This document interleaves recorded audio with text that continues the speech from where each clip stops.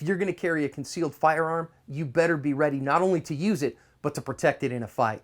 Hi everyone, this is John with today's active self-protection lesson. Comes to us out of Philadelphia, and it's a scary video for anybody who carries a concealed firearm.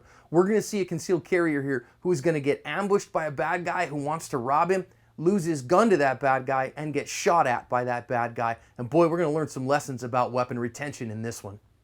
So again, this one begins with this guy walking up to the counter, and we can see here that this guy is standing in front not paying attention, and so the guy goes for something in his waistband, and now the two of them are in a fight on the ground for whatever that was. And what we find out when we read the news story, and we're going to see here in a moment, is it's the guy in the green shirt's gun, and they're fighting and hand fighting for his gun. And the guy in the plaid shirt here, the attacker, goes north-south there, is in a very dominant top position, and here he gets his gun, and now we see that gun go off right there. Thankfully, he did not shoot the man in the green shirt, but he still has his gun. And so now the guy in the green shirt's fighting him for it, and the guy runs off with his firearm. So now I want to back up and learn some lessons here from this one, because it could have gone even worse.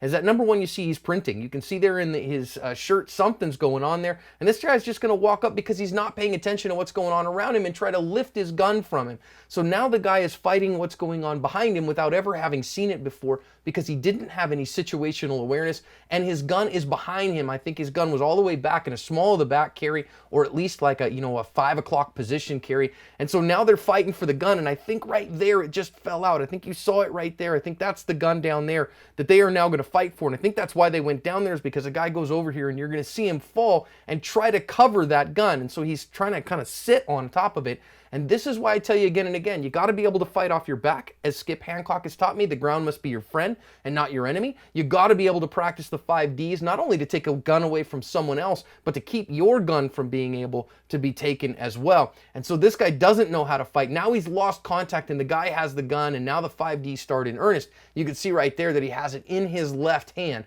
which I don't think that this bad guy's left-handed. At least it doesn't look like it. But he's going to get a shot off here that looks like it's going to jam the gun. So we see our good guy's got both hands out here. He's trying to deflect, but then we got to move from deflect to dominate. We see him try there to deflect. He's not able to get it away and deal with that support arm, that gauging arm, and the gun is pointed at him again.